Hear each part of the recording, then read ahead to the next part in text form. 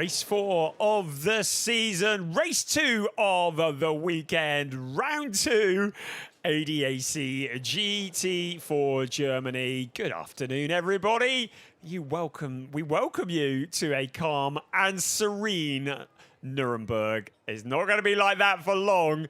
23.2 degrees centigrade is the air temperature. We've had a bit of rain here during the previous DTM race. There are clouds around, sun poking through, so we're optimistic that things are going to stay dry as we get ready for this fourth race of the season for the ADAC GT4 Germany. I said it's serene and it's quiet. It's certainly that at the moment. There's no engine noises, the flags are flying, and everybody is calm. But shortly, it's going to get explosive as this race gets underway. It certainly was the case yesterday where we saw Denny Burnt and Lachlan Robinson take a win in the Avia WNS Motorsport Porsche. It was an Avia WNS Motorsport Porsche 1-2 because Maxi Schreier and Alain Gabet came home in second place.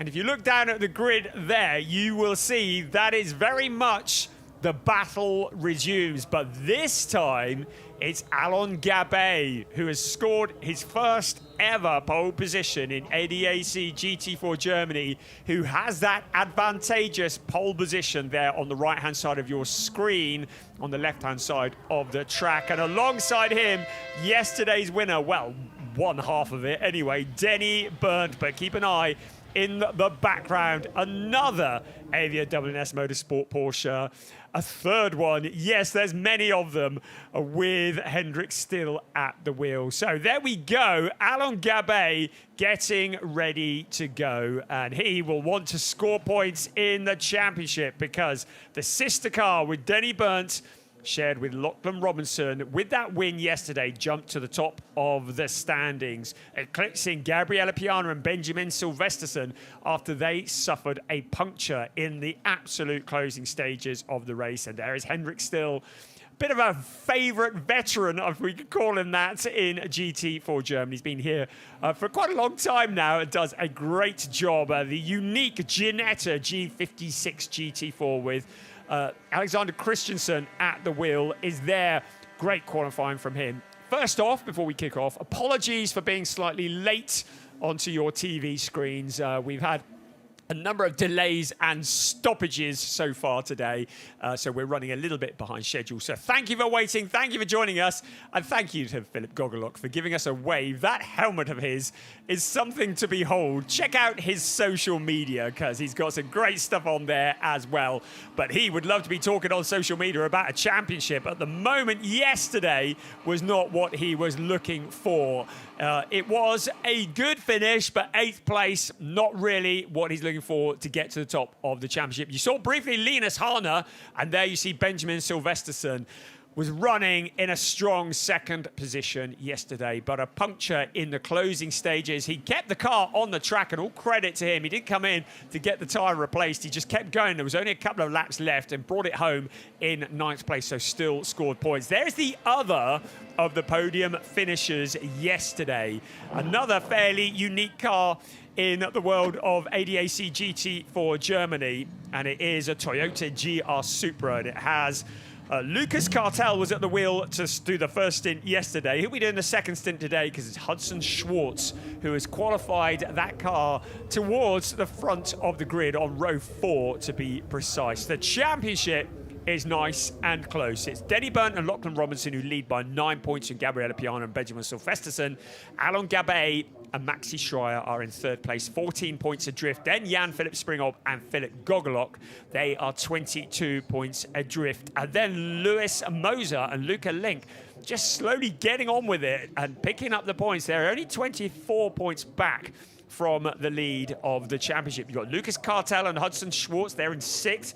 Roman Feldegg and Marit Buchmann there as well. Philip Viskirch and Linus Harner. Quality, the length and breadth of this field. Check out the ADAC GT4 Germany page online to get all the championship standings. but you might want to wait a little bit till after this race because it's all about to change as the cars set off on their formation lap here at the Norisring. A street circuit, something like no other circuit you will see. 2.162 kilometers around with 5 turns, 4 to the left, 1 to the right, running in an anti-clockwise direction. And you'll see from your graphic there 2 formation laps. It's such a short circuit, gives the drivers an opportunity to generate a bit more heat in the tyres and in the brakes, dragging the brakes to generate the heat, getting it through the wheel rims and into the tyres, so getting those tyres into the window. So really important laps here as we take a look at the starting grid. And after qualifying, it was Alain Gabet who got his first ever pole position. Denny Berndt alongside Henrik Still, Avian WNS 1-2-3. Alexander Christensen there next in the Ginetta. On the next row, Philip Gogolok and Linus Harner. Gogolok was an absolute entertainer here this time last year.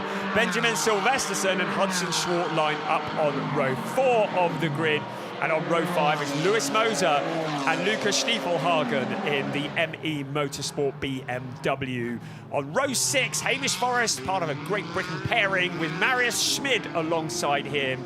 Roman Feldeck and Fredrik Zebis line up on row 7. On row 8 is Simon Birch. Welcome back, Simon. And Gianni van der Kratz in a BMW, both of them in a BMW. Lawrence Rule and Oscar Dix are on row 9. And on row 10 of the grid is Jonathan Engstrom for CV Performance at XJP Motorsport. I mentioned Simon Birch. Great to have him here. He's been, oh, there's somebody having their lunch nice and late, or is it dinner early? I don't know which one it is. The wildlife are about to get a fright of their lives when this lot kicks off. Simon Birch, 2 times winner in GT Masters, 1 times winner here in GT4 Germany. In a Razzoon More Than Racing BMW, just for something different. And alongside him, sharing the driving duties, is Daniel Drexel, who is more used to driving a Porsche. So, bit of a different discipline, and we'll see what progress they can make from a little bit further back down the pack. But at the moment, formation laps are done as we sweep across the Dutzendijk Lake. We have a wonderful view of the pit straight. It's a long old pit straight, absolute full beans as they head in towards turn 1, but it's heavy braking into the left-hander, a 180-degree corner. That is what is ahead of them as the red lights go off. The green lights come on, and we are racing race 4 of the season. ADAC GT4 Germany here at the Norisring. And a really good start from Alain Gabet. No real competition from Denny Berndt at the moment. And this might be something that the 2 cars have agreed on prior to the race. They are sister cars, really important. They don't waste time fighting each other. You got your Avia WNS Motorsport 1-2-3. They will want to break clear because they know that Gogolok will be dangerous in that Aston Martin before they then start scrapping amongst themselves. That's in theory. Yesterday, they were scrapping amongst themselves. Right, look at this. Everybody fanning out, under braking, the car snaking slightly into the Dutzendijk. Turn 4, another almost 180-degree turn to the left. It's really tight. Into turn 5, they come. A turn that is taken absolutely flat out. The straight effectively starts at the end of the Dutzendijk. There's a car peeling off into the pits, and that is the number 50 car of Gianni van der Kratz. So has he got problems? Has he got a puncture? That is such a shame. Gianni, great to have him back on the grid of GT4 Germany, but didn't have the best of luck at the Red Bull Ring, and here peeling off into the pit. So that looks like bad news for the number 50 FK Performance Motorsport BMW. No such problems for Alain Gabet. Leads the way from Denny Berndt, Henrik Still. That's your 1-2-3. All for Avia WNS Motorsport. Philip Gogolok, the first of the non-Porsche runners. Then the Ginetta of Alexander Christensen, the number 97 car. He's from Sweden for KRT Racing. Into the Dutzendijk turn 4, and the Toyota Supra smoking the brakes a little bit. Hudson Schwartz comes all the way from the USA to come and race here. Happy Independence Day to you, Hudson, as we head out and fan out again all along the pit straight. Lots of opportunities to try and gain positions in the early stages of this race, but under braking it's really tricky. Look at this in the background. We zoom in at the front, Lewis Moser, but they're all stacked up behind him, looking to make a challenge. We have seen many an incident. I'm also looking at that sky that's looking a bit threatening into that turn one. We've seen many an incident here over the years, in fact, over this weekend. Very tricky when you're decelerating from the fastest point of the track, absolutely flat out, then into what is effectively, in some cases, a first gear corner, which is turn one. So with ADAC GT4 Germany, there is a mandatory pit stop that will come as we look. Is that Frederick Zebis in the background? Certainly, I think it is, the 33 ADAC Motorsport BMW going wheel to wheel with Marius Schmid.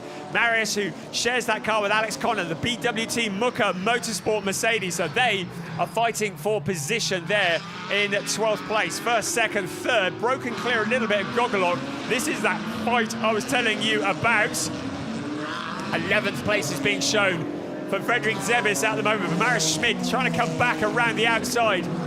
Just behind them, looks like Simon Birch ready to jump if they get together. Also there, Roman Feldeg. Marius Schmid a bit wild around the Scholar-esque. Keep it out the wall, please. He does that. Frederick Zebis on the inside. The two cars still running neck and neck towards turn four. Simon Birch has to choose which one he's going to follow. Decides on Zebis, under braking into turn four. Schmid trying to come back around the outside. Feldeg there as well. Great stuff in the background. There's Hamish Forrest. Keep an eye on him from the UK in the number 20 car. Oscar Dix there, another one from the UK in the 92 car. So lots of challenges from further back. There's the 49 car just ahead of them, under braking. Zebis holding it all together. Simon Birch, the more experienced of the two drivers, still young but has a lot of experience around here. Simon Birch, always spectacular. I remember a couple of years ago him slapping the wall several times on his way to getting a haul of points in a Porsche on that occasion. But Simon Birch knows what he's doing around the Norisring, and he slams the door in the face of Frederick Zebis, who was indicating right coming out of that corner. I don't think he intended to do that. Right, Marius Schmid next lined up on Frederick Zebis. Zebis is feeling bullied as they head into turn four. Marius Schmid with a nose in front of the Porsche. Now it's another drag race out of turn four towards turn five. Not lifting off here. Roman Feldeg a little bit too far back to challenge, but this is a great battle here. Neck and neck past the pits they come. Already breaking clear. Simon Birch has left them in his wake as we look down from the perspective of turn one. Great overtaking opportunity under braking here. Feldeg chooses Marius Schmid as the car that he will try and tuck in behind. He does just that. Everybody else sorting themselves out behind. Hamish Forrest there in 15th place in the number 20 car as well. A car from Razzoon More Than Racing, the Porsche, the red and white Porsche there. He is sharing it with Jack James. Hamish Forrest is just down the road from Oscar Dix. It's a small world. Oscar Dix is just down the road from him in 16th place, one place out of the points. Had a fairly difficult day yesterday. We're looking to make up for that today. The two Porsches running very close together. In the background there, the 85 car of Jonathan Engstrom. He shares with Kajan Potes, the driver from Slovakia for CV Performance. Great to have them on the grid here in ADAC GT4 Germany.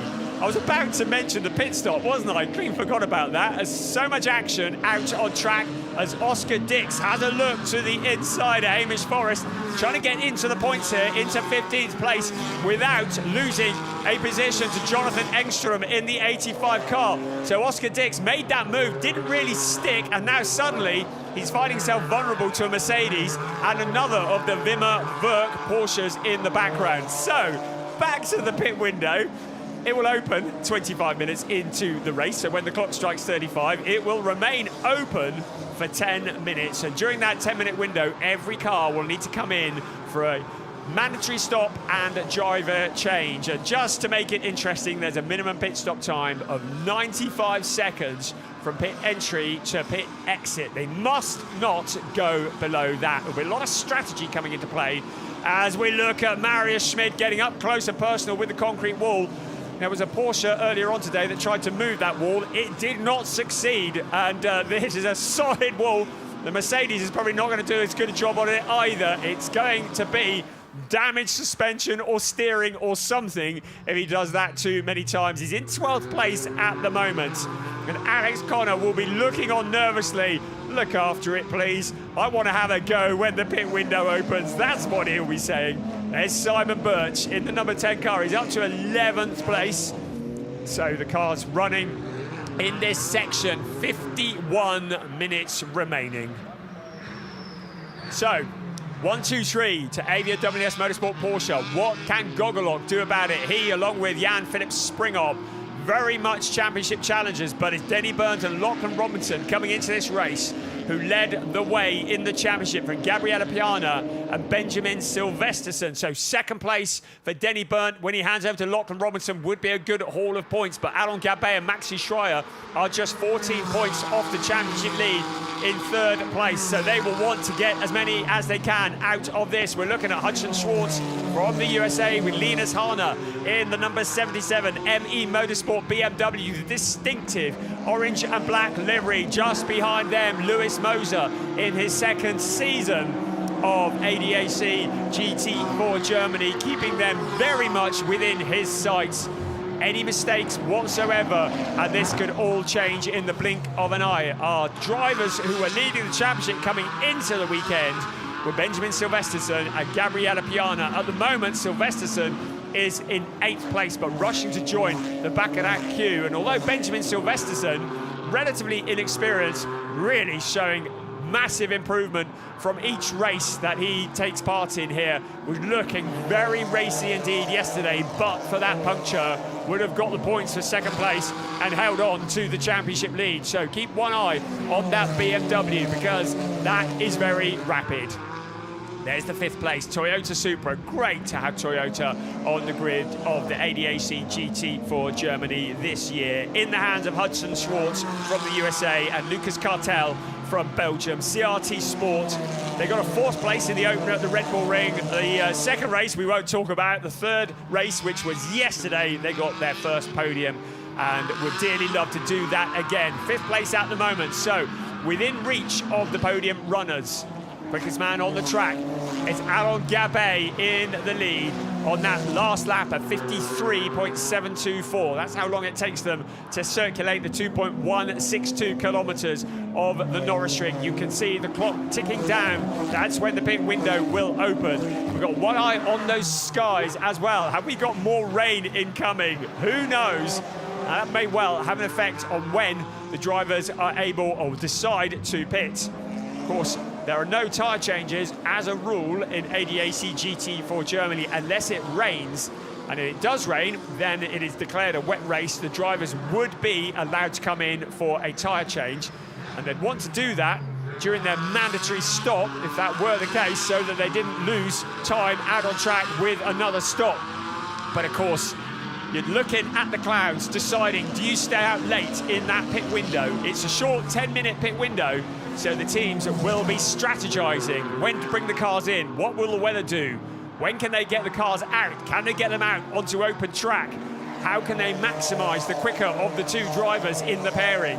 All those things will be going through the minds of the teams and the strategists here at the Norisring as we continue to watch. Alon Gabet leading the way. We're looking at the battle there for 5th place. It rages on at the moment. Hudson Schwartz in the Toyota Supra showing a clean pair of heels to the BMWs of Linus Harner, Lewis Moser, Benjamin Silvesterson and Lucas Stiefelhagen.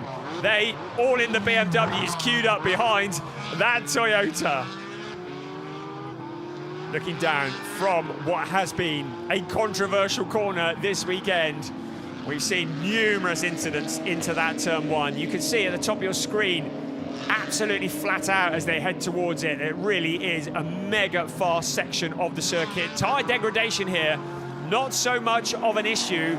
Brake degradation, definitely an issue. The brakes take a beating here as they come out of that flat out pit straight, then the heavy braking into turns 1. They do it all again here for turn 4, the Dutzendijk turn with the Dutzendijk Lake on the right hand side. Drivers, if they cast their eyes to the right, they would see the big Congress Hall in the background and the big lake, but they are laser focused on what's going on in front of them. And at the moment, in front, Alon Gabet leads the way, 1.3 seconds clear of Denny Burge. You do get the feeling as though ADAC MX Motorsport are playing the team game here at the moment, getting the track position and then deciding who is going to do the actual winning. Philip Gogolok in the Cozy Racing by Eastside Motorsport Aston Martin Vantage. Great livery there, along with Jan-Philipp Springhoff, a potent driver pairing.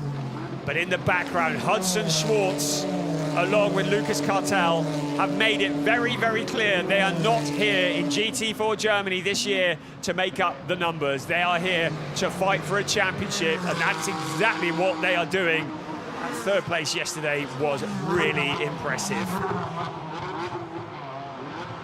So looking down from the perspective of the pits, we're on board with Philip Gogolok here, and you can see down into second gear, well, I guess first or second into that corner, then back on the power. How close to the wall dare you get? Well, Philip Gogolok getting up close and personal, but not quite making contact. This is tricky here into the Scholar S. Then the tarmac becomes concrete. Here you see, there's the concrete, pretty slippery. We saw that earlier. If the rain comes down, that gets slippery a lot quicker than the tarmac does. Certainly less traction on it. Drivers need to be really careful. We've seen many drivers getting caught out coming out of the Scholar S. Now into Dutzendijk, back out of Dutzendijk towards turn 5. Great camera here on the side of the Gogolok machine. You can hear the growl of that Aston Martin engine.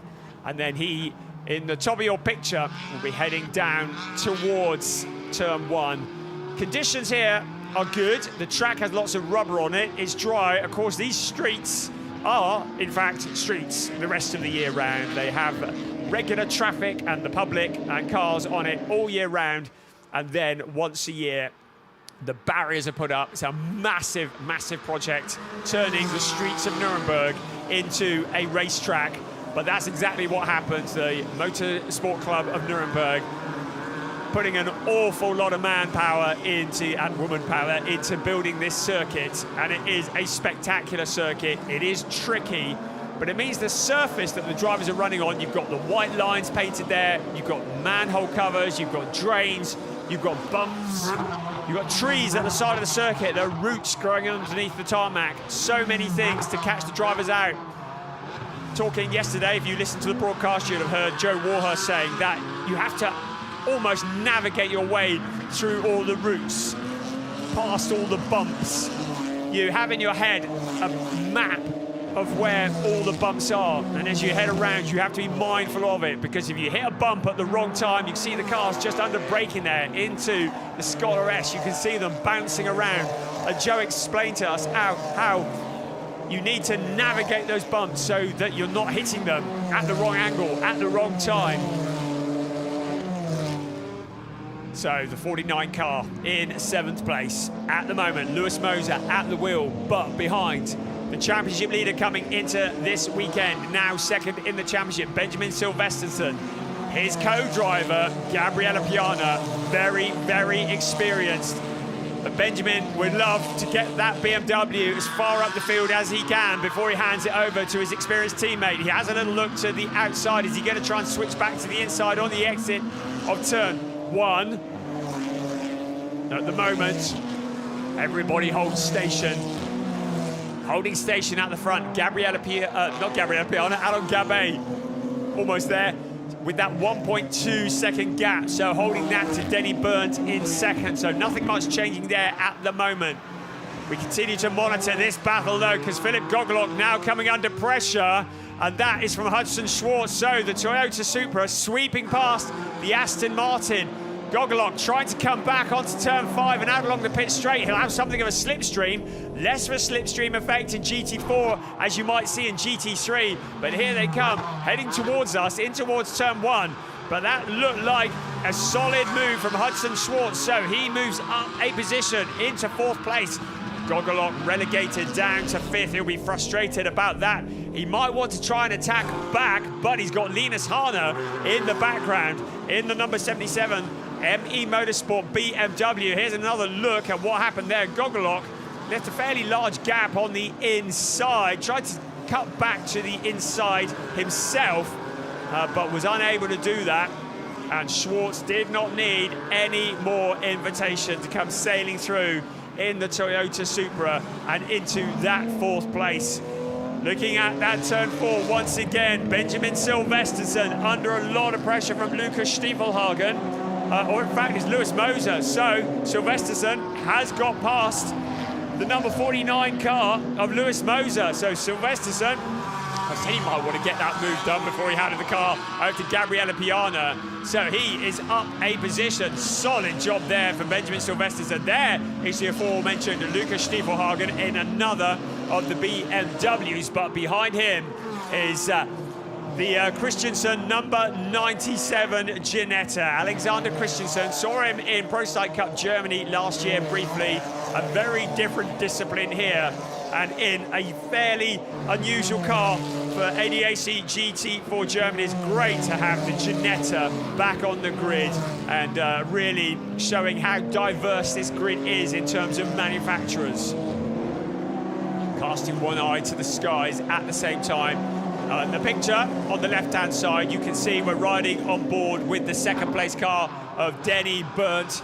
You can see the lead car in front of him. He's taken a couple of tenths out of that lead car, and he might fancy the idea of trying to get a jump, maybe through the pit stop sequence. Right, well, there's the number 50 car up onto 3 wheels. So Gianni van der Kratz, maybe that was a puncture or whatever it was that brought him into the pits early on. He's still in the race, albeit a long way back. But Gianni van der Kratz showing that you can get a BMW up onto 3 wheels around the Norisring. So he's in last place at the moment, so not much to lose. So will be caution to the win for Gianni van der Kratz. Pleased that he's still in it, and Victor Nielsen will be pleased too, because it means he might get a go behind the wheel of that car. But he is 2 laps down. Have another look here, and there on the inside of Jonathan Engstrom, the 85 car, but he is really scrapping over the pieces that are left over because he is a lap down from the race leaders. So fighting hard in the FK Performance Motorsport BMW, Gianni van der Kratz, a hugely talented driver, making his return to ADAC GT4 Germany, providing all the would-be photographers with some great shots bouncing over the curbs. But Gianni, so good to have him back in this championship. We saw him a couple of years ago in GT4 Germany, and a very welcome addition he is too. 38 3/4 minutes remaining, but we are heading rapidly towards the pit window opening in about 3.5 minutes. That is when the strategy is going to start to pay out. That is when the teams are going to start thinking, when do they bring the cars in? To Avia W&S, it was the same battle, the same two, albeit in a different order at the front yesterday, and they did bring them in, both of them in quite late in the window. So they will be making those calculations now. Gogolok doesn't look to have the pace in that Aston Martin, does he? But now he's looking vulnerable to Linus Hana in the number 77 BMW. So maybe the BMW with the more grunt here around the Norisring. Of course, all these cars have the balance of performance, which means that they are heavily regulated. The BOP, which is adjusted from event to event, sometimes between races, to try and make the cars as equal as possible. You've got front engine, mid engines, rear engines cars, and the BOP making sure that they can all race together on the same track at the same time. But Gogolok doesn't look like he's got the pace in the Aston Martin, as Lewis Moser, seeing how close he can get, maybe leaving a couple of scuffs on the wall. Let's have a look again. Well, the wing mirror survived, so that's always a good bit. But you can so easily pick up a puncture, put the tracking out, or do even worse when you hit the wall on the exit of the corner. So he would have felt the thump vibrating through the car. And Luca Link would have been looking on from behind a cushion in the garage going, come on, don't bend it. I want to have a drive of this thing this afternoon. Philip Gogolok in that 5th place. Behind him, Linus Hana, then Benjamin Silvesterson, then Lewis Moser, then Lucas Stiefelhagen. Saw him last year in one of the next-gen minis, the electric cars, something altogether different, a steep learning curve, but he's doing a great job in 9th place. Behind him is Alexander Christensen. Look at those skies. You can see the rain coming down in the distance, and that might well be heading this way. That might be a factor when the pit window opens in a few moments, as Linus Harner now makes his move on Philip Gogolok as well. Up another position, or is he? Because Gogolok's going to try and switch back to the inside, and he gets him back again on the exit of turn 1. But this might have effect on the pit window, because if the teams feel as though there is rain in the air and it might be incoming in the next 11 minutes, then they may well want to keep the cars out on track till late in the window. We've already heard from Joe yesterday when he was with me on comms that the teams will have a strategy coming into this race, but they will be holding on, and it can be changed. There you see from race control, wet race has been declared. It means that our race director believes it may well be raining anytime soon. Wet race means that the drivers and the teams have the option to switch onto wet tyres, as we have a replay of Gogolok switching himself, but this time to the inside of Linus Harner for that 5th place, regaining that position that he'd lost under braking into the corner. And that's really tough when you haven't got the pace in the car, maybe you haven't got the grip in the tyres. It makes it a long afternoon when you are fighting for every last point. Right, there's your leaders coming through.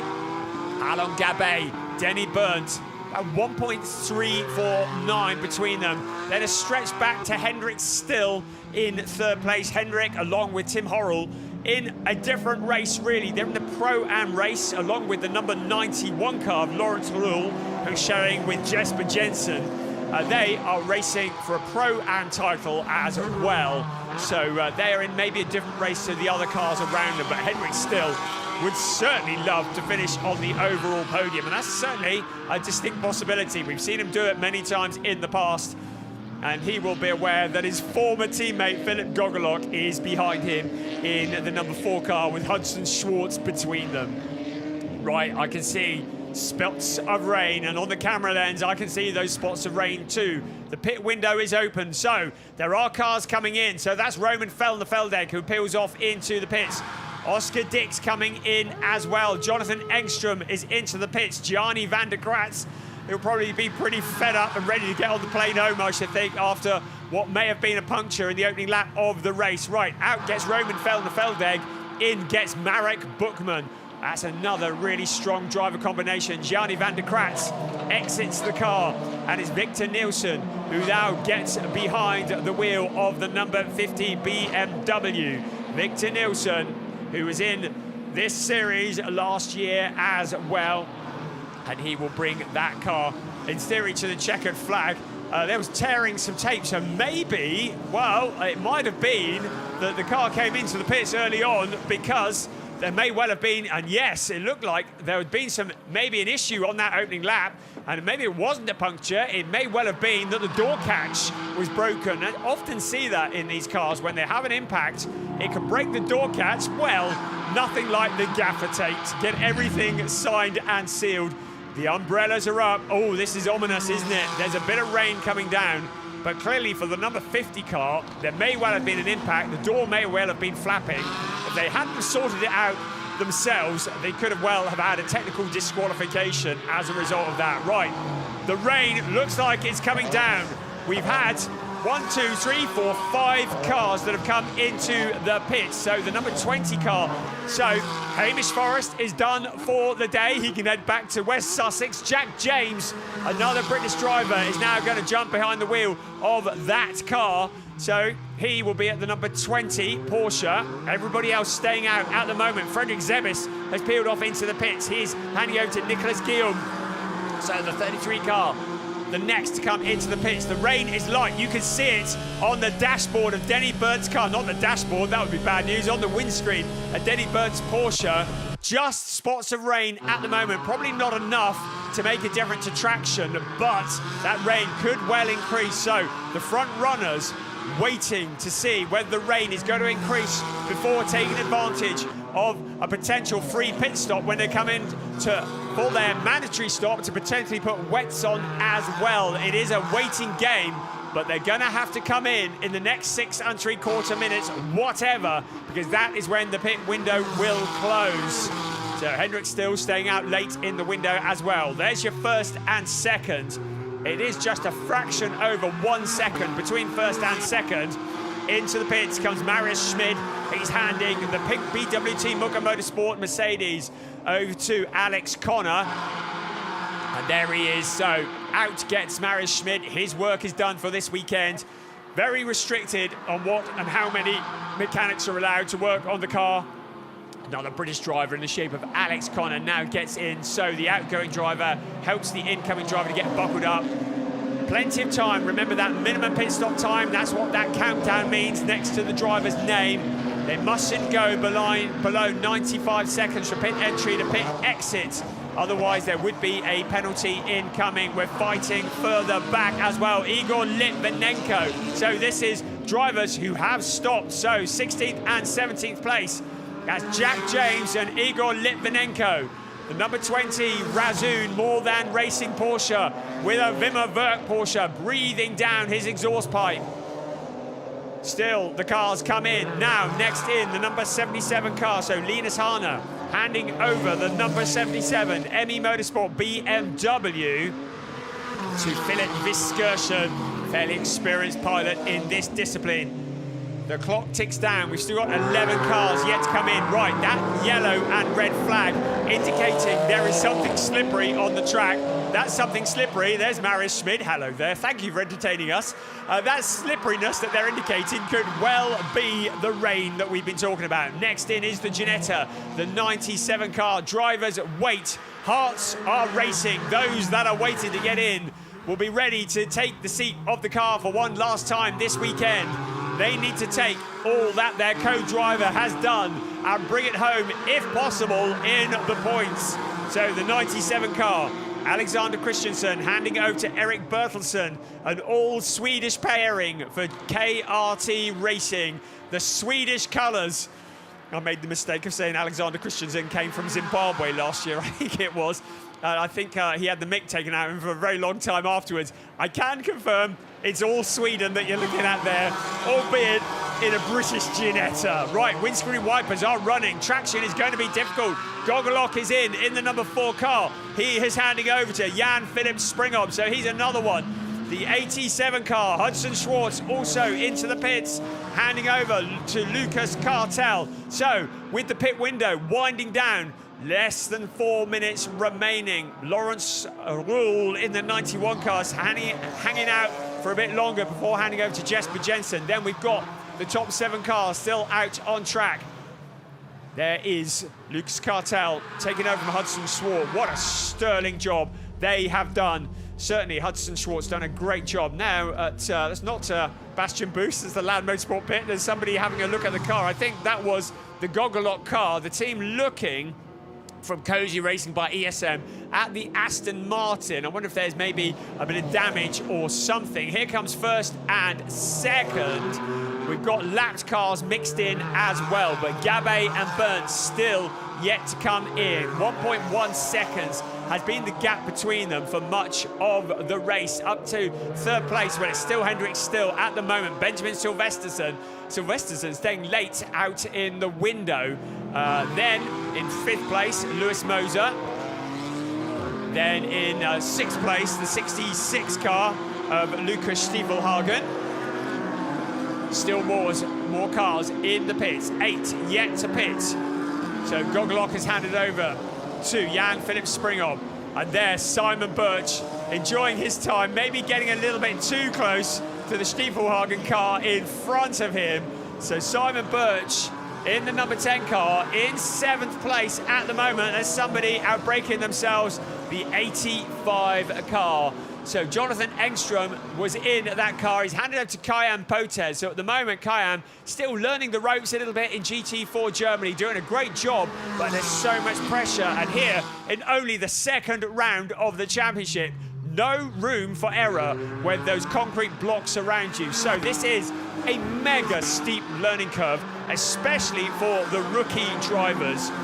Kyan Potez, Jonathan Engstrom, both in the junior championship in the number 85 car. So another one into the pits, the 66 car. I've already mentioned that. Lucas Stiefelhagen into Leon Bouchmuller. So Bouchmuller will be getting behind the wheel of the number 66 BMW. So still 7 cars yet to come in, but it's going to get busy in a moment because at the absolute most, they're going to be able to get a couple of laps in around here at the Norisring. So we may well see one of the first 2 cars coming into the pits this time around, because both of them will be heading towards the Avia WNS Motorsport pits.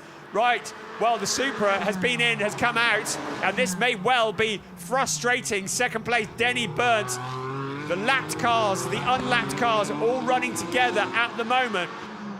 But now he peels off into the pits as predicted. So Denny Burnt into the pits, also the sister car, so first and second. Avia WNS Motorsport clearly know what they are doing, bringing both of them in together. So Alain Gabet, then Denny Burnt. Maybe they were waiting to see what the weather was going to do. The rain has been coming down, but it is mega light, not enough to warrant wet weather tyres, and it may well be now with the pit window open, they've run out of time to make that decision. So into a stop comes the number 30 car, has led every lap of the race so far. Alain Gabet's work is done for this weekend. Maxi Schreier will be jumping into the seat of the number 30 car. In the background, Denny Burnt will be handing over to Lachlan Robinson with the euphoria of that win yesterday. Right behind, it's all very busy in the Avia WNS Motorsport pit. You can see Tim Horrell, the first paraplegic driver, beg your pardon, to race in ADAC GT4 Germany. That is well rehearsed, isn't it? He's got in there to replace Hendrik Still, but really great to have him here. Has hand controls in the car. I did ask whether Hendrik Still was using hand controls as well, but apparently they can use both. So now Tim Horrell, as a paraplegic driver, will get behind the wheel of that car, use those hand controls, and really showing that he can do whatever anyone else could do, and proving to be incredibly rapid as well at the wheel of the number 32 Avia WNS Motorsport car. So there is the leading stopper at the moment, Lucas Cartel into Dutzendijk. Out come the cars that have stopped. Remember, their tyres will have cooled down whilst they've been in the pits, so they'll need to get some heat into them at the moment. In the background, there is the Supra. He's going to be rushing to try and catch up with the leading batch of cars. At the moment, Maxi Schreier emerges in the lead of this race. In second place, Lachlan Robinson. And then Tim Horrell, who's taken over from Hendrik Still in the number 32 car in third place. We're going to wait for a lap just for the gaps to close down. We've gotten a report to the stewards for an infringement of Article 23.4. I'd love to tell you what that is. As we look on there, I believe that's Jonathan Ekstrom, who looks on at the CV Performance Motorsport car, now in the hands of Kyan Potes. So car 31 under investigation for pit speeding. Lachlan Robinson, the car in second place. The championship leaders are under investigation. They don't normally investigate this unless they have some evidence. So this could be significant in the championship standings. I also mentioned car 97 reported for infringement of Article 23.4. That is almost certainly something to do with the pit stops. I can't tell you exactly what it is, but that would be Eric Bertelsen, also under investigation. But high drama, the second place car under investigation for pit speeding. Lachlan Robinson will be nervous if he has gone above the pit lane speed limit. Then there may well be a visit to the penalty box incoming. We wait with bated breath to see what has happened. So into the pits here, we're on board with Denny Burnt. You can see the speedo there. So he crossed the line coming into the pits, and the pit speed limit, I believe, had been reduced to 40 kilometers an hour, where you could see there that he was above 40 kilometers an hour. Certainly for DTM, the pit speed limit reduced here at the Norisring, and a penalty lap. 2 penalty laps have been awarded to Lachlan Robinson for speeding in the pit lane. So the number 31 car is going to have to slow down on the exit of turn 1, pass through the penalty box, which will be on the left-hand side. You're going to have to do that twice. That is the equivalent to adding 10 seconds onto his lap time. It will drop him back. Now, Tim Horrell at the moment is 12.6 seconds back, so he may well not lose a position. So you can see here, this is great stuff, some slow-mos there coming into the pits. So the speed limits into the pit lane are reduced here at the Norisring, on account of the fact that it is a very narrow and small pit lane. For DTM, it is 40 kilometers an hour, and I expect that to be across the board. May well just be a communication error, but whatever it is, it's cost Lachlan Robinson, because that trip into the penalty box means that he will drop off from that lead battle. I think he may well stay in second place. Right, looking here down at that penalty box, that's not him coming through. It'll be another of the ADAC MX Motorsport Porsches, which will be along shortly. There it is now, hazard lights flashing. Has to do that. That's to indicate any cars around him that he's slowing and turning into that. That is really going to sting for the championship leaders. So, holds on to that second place. Hazard still flashing, because he's got to do it again. Out on towards turn one, he will come once again now, having dropped back. He's 7.8 now back from Maxi Schreier as a result of that trip. He's going to have to do it again now. Very, very fortunate that he's got that big gap. Good skills, he's got that big gap. Now he goes through again. Needs to make sure he serves it properly. If they decide he hasn't, then he will have to do it again. Rejoins, holds on to second place, but now the number 30 car, Maxi Schreier, Alain Gabet, have a gigantic lead with 20 minutes remaining. Looking all solid at the moment, but we're all casting eyes to the sky to see what might be occurring with the weather, and that it looks like a car into retirement to me. That is the 33 car of Nicolas Guillaume, and maybe they're looking at that left rear, and that looks like that might have had a close encounter of the concrete kind. The tyre, well, the tyre's up, but maybe he has spanked the wall on the exit of a corner somewhere. Certainly the bodywork betrays him and says that maybe he has made contact somewhere along the way. Right, let's have a look, see what's happening here. What's happening here is a battle for third place. So while we've been looking at that, Lucas Cartel has been nibbling in to the last of the podium positions that Tim Horrell was occupying. So the Toyota Supra, once again, looking for a podium position, darts to the left-hand side of the Porsche. Out they come towards the corner, and it looks like that's going to be a relatively easy third place that it takes. I was about to work out the points. I won't bother now, because you can see there that if the race finished now, Lachlan Robinson and Denny Bird would have a 9-point lead over Maxi Schreier and Alain Gabet. Gabriella Piana and Benjamin Silvesterson would be 18 points adrift, but I haven't mentioned Gabriella Piana much today yet. He's in 5th place, by far the most experienced driver, and I get a feeling he may well have his eyes on the Tim Horrell car and may well be making good progress there, because he is so experienced. So we're looking here down at Jan-Philipp Springhob to the inside of the Wimmer Werk Porsche. That is on the Dutzendijk. You have a nice view of the lake there on the right-hand side. So Springhob getting on the inside into that turn 4 of the Wimmer Werk Porsche. Right, here we go again. That's the leader in the lapped traffic at the moment. The car might be lapped. That is the car with Jack James at the wheel.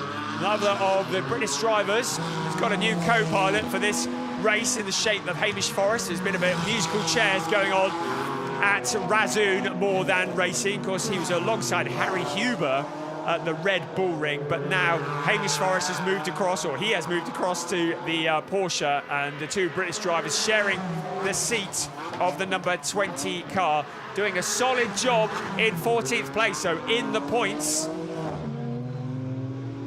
But the leader coming through and needing to dispatch as quickly as possible, because Lachlan Robinson will be trying to make up for the disappointment of those 2 visits to the penalty box.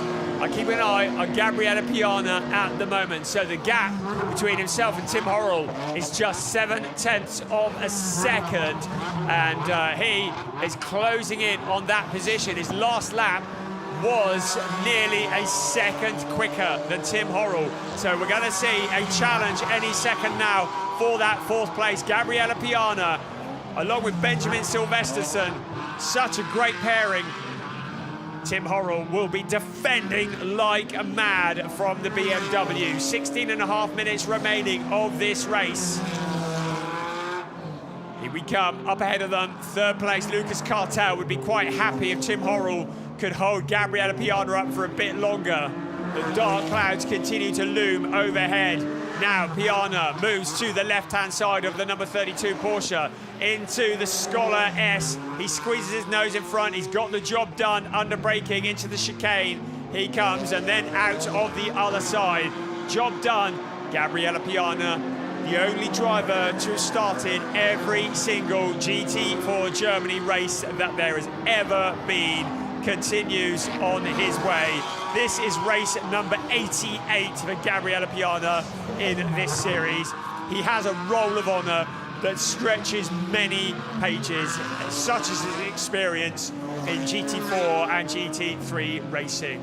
Right, Jan-Philipp Springhoff has found a bit of pace in the Aston Martin. He has closed in on Tim Horrell as well. So I think Springhoff might be the next one to give a problem to Tim Horrell in the number 32 car as they head along what would be the back straight towards turn 4, the Dutzendijk turn. We're heading towards 15 minutes plus 1 lap remaining of this race.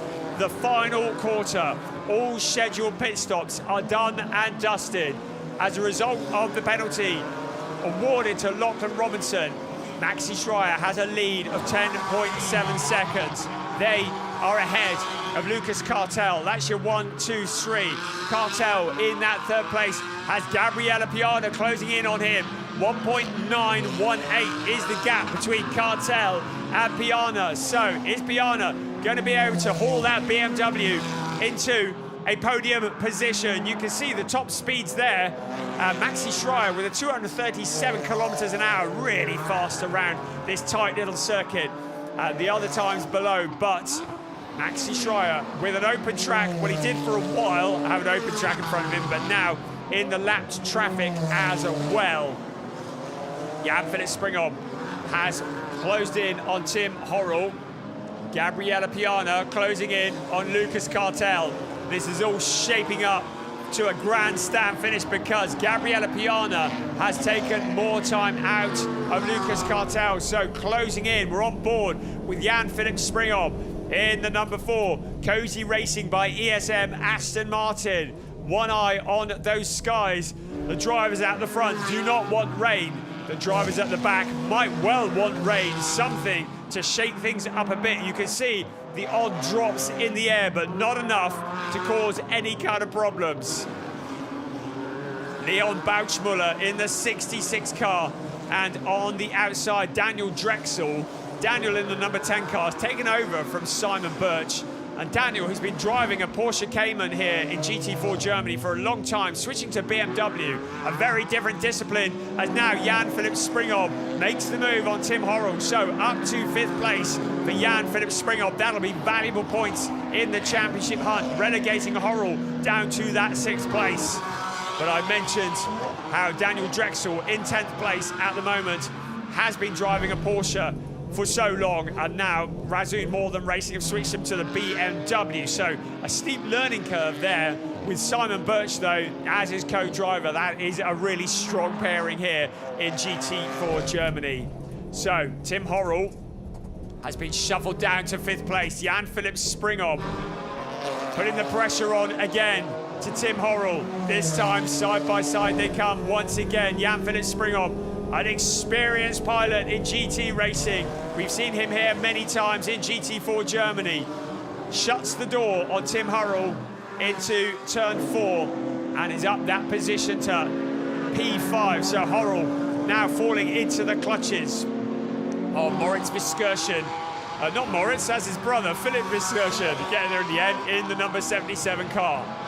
Headlights blazing in these gloomy conditions here in Nuremberg.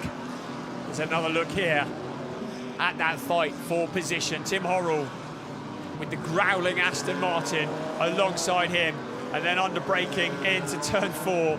Just moves across to let him know he's there. Don't even think about coming back past me.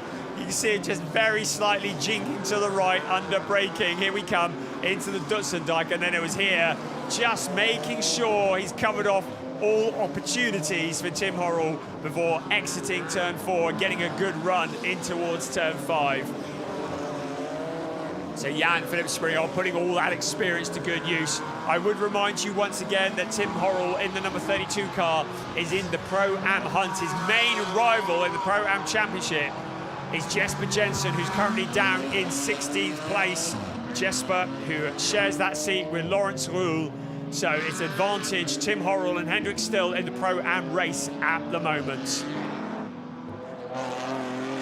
So looking down briefly there from the perspective of turn 1. 11 minutes remaining. Can anybody do anything about the leading duo? Lachlan Robinson has closed in somewhat on Maxi Schreier, but certainly not enough to make a challenge. The sister car with Tim Horrell at the wheel now has Philip Viskirchen, the brother of Moritz Viskirchen, who we've seen in here over the years. And Viskirchen dispatches the number 32 car and moves up into 6th place. Next up will be Luca Link in the background. Luca, who's taken over the BMW, the number 49 car from Lewis Moser for FK Performance Motorsport. So he will also be in the background, ready to pounce as well. So Viskirchen moves up to that 6th place. Tim Horrell would like points in the overall championship, but will be aware it's the Pro-Am race that he's mainly focused on here at the Norisring this weekend in round 2 of the season. 10 minutes remaining of the race. Race 4 of the season, a 12-race season for ADAC GT4 Germany at the Norisring. There is the Toyota Supra. Lucas Cartel, what's the gap? Back to Gabriella Piana. The gap is about 1.5 seconds. So Piana is closing in, but maybe not quick enough to do anything about it. As we look at the number 85 car, once again, Kyan Potez in the last of the points-paying positions. He's got Jack James up ahead of him. Behind him is Jesper Jensen, Victor Nielsen. After that issue, clearly with a door, gaffered up. That's all good to get him to the end of the race, hopefully, but out of the points at the moment. So depending on others dropping out probably to try and get back into a points-paying position. Gabriella Piana. What hasn't this man won in the world of GT4 racing? He has an incredible CV. And here he has won in ADAC GT4 Germany in the past. He's won championships in Asian Le Mans, GT4 Europe. He's had a 3rd place Endurance Cup, Nürburgring 24-hour race he's won in category. So many things that Gabriella Piana has achieved. I have a list in front of me of some of the things he's achieved since 2016, and it makes for several pages of reading. And here he is in ADAC GT4 Germany, still with that insane record of having started every single race since this championship started back in 2019. We're in the 8th season of this championship, part of the road to DTM, supporting the DTM. Gabriella Piana continues to show up, continues to show how it's done. And with Benjamin Sylvesterson leading the championship coming into this race, but now having to fight for every point and to get onto the podium. The incident between car 8 and 10 in turn 1 under investigation. So Alex Connor and Daniel Drexel been getting up close and personal. We may have seen that on screen. Further back, we've got cars fighting here. The 2nd place car has a battle further back for the lesser places. So car 2, Lachlan Robinson dispatching the back markers, but now the 85 car, Kyan Potez, has the Jack James car behind him. It was in front of him just now. Jack James coming back. This is a great scrap going on here. Mercedes versus Porsche out of turn 4. They come. Jack James loses out on that battle at the moment. Kyan Potez up into that 14th place again. They can see the 2nd place car just clearing them up ahead. Less than 7 minutes remaining of this race. Maxi Schreier has not put a foot wrong at any point in this race. Neither has his teammate Alain Gabet. Everybody's scrapping over the minor places further back, but it's in front of the 87 car. Lucas Cartel cannot afford to lose time behind these two. They are back-marking cars as far as he's concerned. He needs to dispatch them. Great stuff from Jack James. He gives way to allow Cartel through because they will know that Gabriele Piana is closing at a rate of knots. He gets past him. Now Kayan Potes moves aside. They put their battle to one side for a moment, but Lucas Cartel has lost valuable time. Gabriele Piana has wasted no time at all dispatching Jack James. He's now got Lucas Cartel in sight with 6 minutes of this race remaining. So this is for the last of the podium positions. Now Piana makes the move in towards turn 1, but the 87 car has lost valuable time, and now he has a former champion breathing down his neck, and we got problems there. The 92 car of Jesper Jensen, has he made contact with the wall? Sorry, not Jesper Jensen, Igor Litvinenko. Has he made contact into the Scholar S to go from Oscar Dix?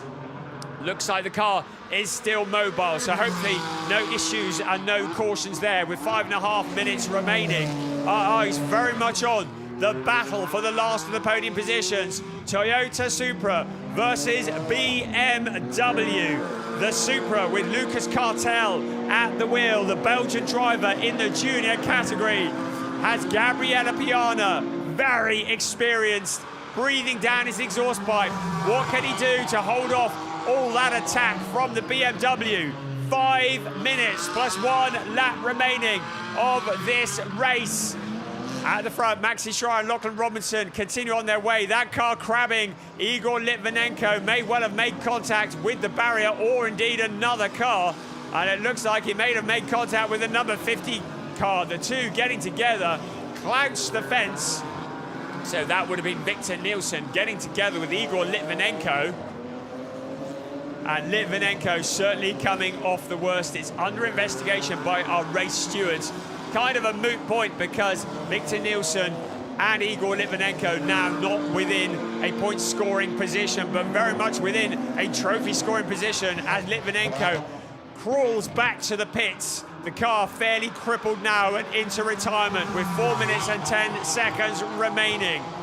First is Maxi Schreier, second Lachlan Robinson, 10 seconds separating them, then a gap of about 3.4 seconds back to this battle here. The last of the podium positions.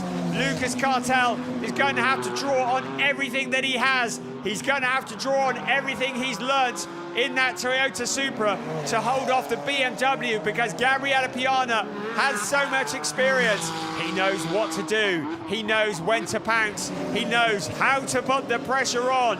And he's doing exactly that for the last of the podium positions into Dutzendijk. Turn 4. Still the Supra holds on to that third place, but Piana had a little look to the outside.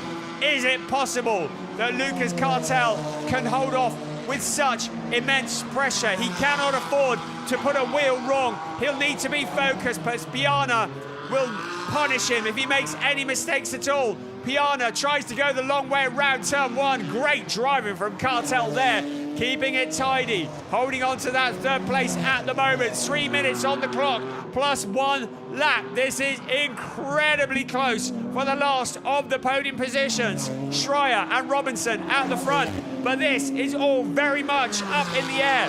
This is for championship points. Both of these cars very much in the championship hunt. 2 3/4 minutes remaining. Piana with a look to the inside into turn 4. He has a nose in. Now Cartel tries to get the momentum round the outside. He does just that. You can see what the points will be like if they remain with Cartel in front. But Piana will want to get those valuable points on the championship hunt.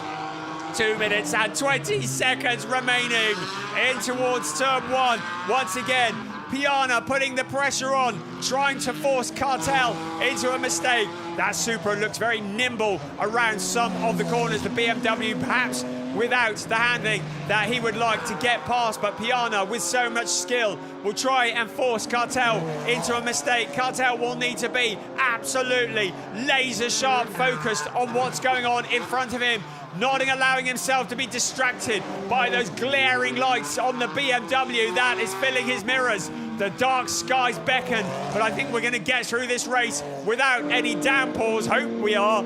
As third place continues around turn 5, we come out along past the pits once again. 90 seconds of timed racing remaining.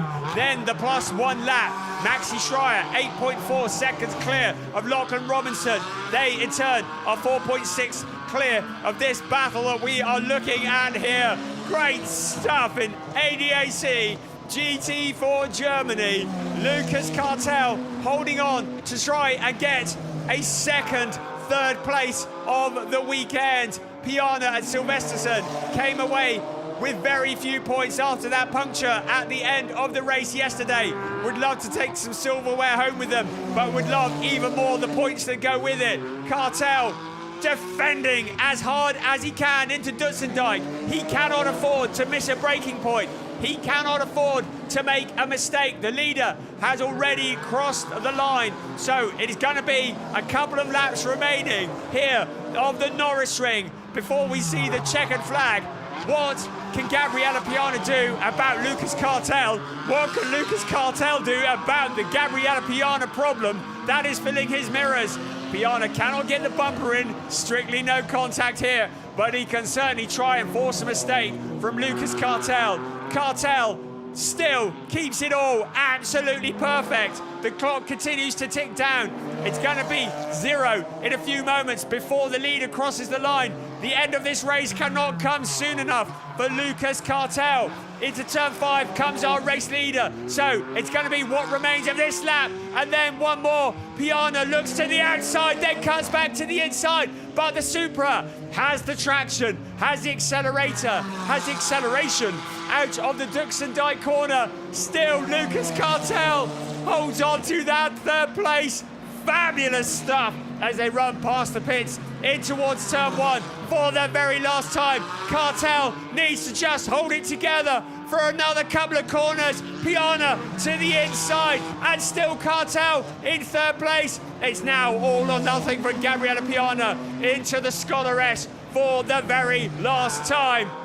Out of the Scholaress, they will come, and towards turn 4, Piana almost pushing the Toyota. It's going to be all about the braking into that last corner. At the moment, the leaders are heading towards that last corner themselves. On the inside is Lucas Cartel. Piana doesn't look like he can make a route past. It's a win for Maxi Schreier and Alon Gabay. Second across the line will come Lachlan Robinson and Denny Burns, and it's going to be an incredibly hard-fought third place for Lucas Cartel and Hudson Schwartz. What a great fight we saw there. And congratulations to Maxi Schreier, who takes his first ever win, and Alon Gabay, who has taken his first ever win as well. Gabay has had a couple of second places last year, has never stood on the top step of the podium. We knew it was incoming, and Maxi Schreier, the 17-year-old pilot, had a third place at the Red Bull Ring, but a first win for him too, and they will be jubilant about that. Fabulous stuff. Brilliant, brilliant racing. That fight for third place, if ever there was a demonstration of mental discipline, when you got Gabriella Piana filling your mirrors, breathing down your exhaust pipe, holding it together despite all that pressure, and Lucas Cartel and Hudson Schwartz get a second, third place of the weekend, and we beat the rain. So there we go. There is your classification for race 2, of course subject to confirmation, but such entertaining racing. Jan-Philipp Springholt, Philip Gogelock, 5th place. Not bad considering they were clearly struggling for pace. Philip Viskersen, Linus Harner there in 6th ahead of Luca Link and Lewis Moser. Tim Horrell and Hendrik Still take the win for the Pro-Ams in 8th place overall. Ahead of Leon Baukmuller and Lucas Stiefelhagen, with Marit Buchmann and Roman Feldenfelding rounding out the top 10. In 11th, Alex Connor and Maris Schmid. Daniel Drexel and Simon Birch in 12th ahead of Kayan Potes and Jonathan Engstrom. And then Jack James and Hamish Forrest in 14th ahead of Jesper Jensen in the Pro-Ams and Lawrence Rule. Then we saw 2 laps down, Victor Nielsen, Gianni van der Kratz. That all fell apart right at the beginning. And then we had 3 cars that did not finish. Right, there's Alon Gabay, fists held high. Yesterday, they finished in 2nd place. today they've gone one step better. And Alain Gabet, amazing. Two great people. Lovely to have them here. Alain Gabet from Israel, Maxi Schreier from Germany. Always willing to have a chat, always willing to show you around the car. And then brace each other as they both take their first ever win. Don't swear on camera, please. And head towards the podium. And although Lachlan Robinson had those 2 visits to the penalty box, it did look as though he and Denny Byrne were going to struggle to get on top of the number 30 car today. And there you see the point standings as we head in towards round 3, which will be coming shortly. Lachlan Robinson and Denny Byrne with 9 points over Maxi Schreier and Alain Gabet. Gabriella Piana and Benjamin Sylvesterson in 3rd place.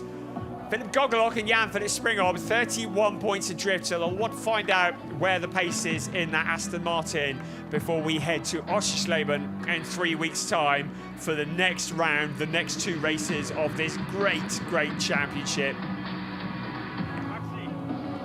So there's Maxi Schreier receiving congratulations. Good job, mate. From Avian WNS. And very shortly, we will see him up on the podium. Well, that was a fantastic race. And of course, I didn't mention at the beginning, I'll mention it again. Denny Byrne and Lachlan Robinson were carrying an extra 15 kilos of success ballast, but Maxi Schreier and Alain Gabet were carrying an extra 10 kilos of success ballast as a hangover from yesterday. So both cars were carrying extra ballast. The car in second, 5 kilos more than the car in first. I beg your pardon, Denny Byrne and Lachlan Robinson were carrying 5 kilos. No, they weren't. Sorry, no, 15 kilos. Oh, read me out writing. And Maxi Schreier and Alain Gabet, 10 kilos. And Lucas Cartel, Hudson Schwartz were carrying an extra 5 kilos. So the 1, 2, 3 all carry success ballast. Didn't slow them down too much, did it? They were the 1, 2, 3 on the podium yesterday, albeit in a different order. So a quick interview for the cameras, a quick slap of the bonnet of the Porsche, and very shortly they will head up to the podium. For CRT, Lucas Cartel and Hudson Schwartz repeat the feat of yesterday with a 3rd place. In 2nd place, and doing their championship hopes no harm at all, Lachlan Robinson and Denny Byrne. But a first ever win in ADAC GT4 Germany for Maxi Schreier and Alain Gabet. We've always known that the Avian WNS Motorsport Porsches were quick, and the Porsches are always quick here around the streets of Norisring. This track characteristics suiting the characteristics of the car. It will be maybe a different ball game when we head to Oschersleben in 3 weeks' time, and the Nürburgring and the Sachsenring. That will be a challenge for everybody, and the Hockenheim Ring, because that is where the remaining rounds will be. A quick pose for the photos, and hopefully we can bring you the podium in a few minutes. For those of you that had to wait for this to come on air, I hope it was worth the wait. We did have some delays. We've had a couple of red flags today, and it's has, as always is the case at the Norisring, the schedule is held very lightly. It does mean that the GT4 race was 20 minutes or so late starting. But well worth the wait. And there's Tim Horrell there as well, just being helped up the stairs. So good to see him in ADAC GT4 Germany. And the paraplegic driver uses the hand controls in the car and shares it with Hendrik Still. And just fabulous to see the American driver here. That's American, German driver. Well, I've got him down as American. Tim Horrell. I'm going to check his overalls now, check the badge. Yeah, he's American. I don't know why it says German on my sheet, but yes. So he will pick up a trophy as the winner, along with Hendrik Still in the Pro-Am category. So good job done there. There's Jan Schmitz. Moment of panic there for me. Another American driver there in the shape of Hudson Schwartz. It's a long old commute to get here to the Norisring. That was bad enough coming from the UK. But they've made it well worth their time, haven't they? And they've beat that rain that was loitering in the background as the great and good GT Racing look on at the podium. And Jan Schmitz will now introduce our 1, 2, 3 and the Pro-Am winner, I expect, as well. Hudson Schwarz und Lukas Cartell. Hudson Schwarz and Lucas Cartell joined the championship this year and are here with a bang. Also points in the Junior Championship for them. Mit unserer zweitplatzierten Mannschaft begrüßt auf dem zweiten Podiumsplatz Startnummer 31 Danny Bernd und Lachlan Robinson. So Danny Bernd and Lachlan Robinson, they probably know that second was probably all they were going to get out of today, with or without those penalty laps. Or maybe Lachlan will argue about that. But a really good haul of points. But look at this. They came second yesterday for the first time in ADAC GT4 Germany. Aaron Gabay and Maxi Schreier can call themselves winners.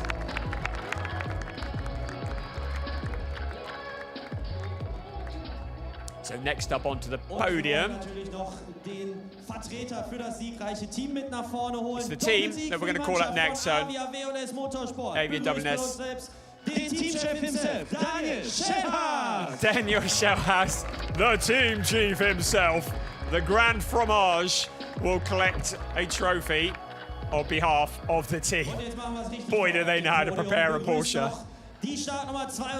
And now the Pro-Am winners, Tim Horrell and Henrik Still. Fantastic to see on the podium.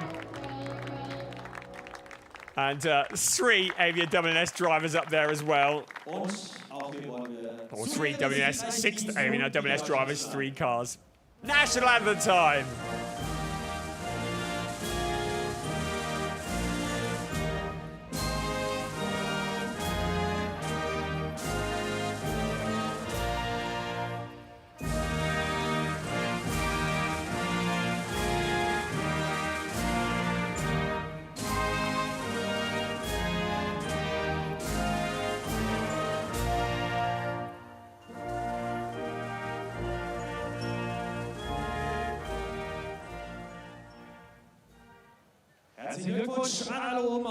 So with the national anthem done, the German national anthem, of course, for ADAC WNS. And Thomas Voss, the managing director of ADAC Motorsport GmbH, does a phenomenal job organising this and all the other championships under the ADAC banner. And he is looking at the superstars of the future on the road to DTM. Surely 1, if not more, of those 6 are going to be in the DTM someday. Wolfgang Schlosser awards the trophies to second place. But yes, the road to DTM, and you look at them, so much talent. The future stars of DTM, the current stars of GT4 Germany is Jürgen Scheilen, chairman of the board of Motorsport Club in Nuremberg, and we are always made to feel so welcome here in Nuremberg. They do a sterling job, an insane job putting this circuit together. And Thomas Voss will present the winning trophy to somebody that will be very familiar to him. Daniel Schellhaus. And of course, Daniel, along with Patrick Wagner, the team principals of WNS Motorsport. And then the final 2 trophies to be presented to Tim Horrell and Henrik Still. And Henrik Still has had a few of those over the years in ADAC GT4 Germany. Great guy. Always good to have him up on the podium as well. Right, squeeze up everybody. We're going to have a quick photo, and then it'll be time for celebrations. It was a 70-day wait between round 1 at the Red Bull Ring and the first race of the weekend here at the Norisring. Now for the rest of the seasons. The rest of the season, it comes thick and fast. You've only got 3 weeks to wait. Daniel doesn't know who to congratulate first, does he? You've only got 3 weeks to wait before we regather again in the Magdeburg board. We are in Oschersleben, an entirely different kind of circuit, an entirely different kind of challenge for these drivers. That will be for round 3, races 5 and 6 of the championship. And that is going to be quite a battle. Are the Porsches going to have the advantage? Is it going to be the BMWs or the Toyota or the Ginetta or who knows what, maybe even the Mercedes? Join us in 3 weeks' time as we continue this enthralling story that is ADAC GT4 Germany.